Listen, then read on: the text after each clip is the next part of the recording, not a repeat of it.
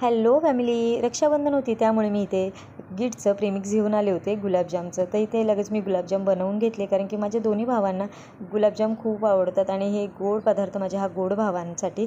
तर इथे लगेच मग माझं सर्व काही गुलाबजाम रेडी झाले. दुसऱ्या दिवशी मग रक्षाबंधनचा दिवस उजाडला आणि मी इथे घरी जाण्यासाठी निघाले, कारण की माझं माहेर आणि सासर दोन्हीही सायनलाच आहे. तर घरी आले आणि इथे आल्यावर बघते तर माझा हा मानलेला भाऊ आला होता. म्हणजेच आम्ही जिथे आधी राहत होतो तिथे फक्त त्याला एकदाच राखी बांधली होती, कारण की त्याची बहीण नव्हती म्हणून.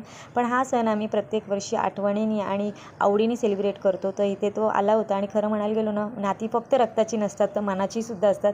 तसंच मग आम्ही इथे छान असं हसत खेळत हा सण साजराही केला. आणि नंतर मग इथे मी माझ्या सासरी आली, कारण की माझं तिथून सासर फक्त अर्ध्या तासाच्या अंतरावरच आहे. तर इथे घरी आलो.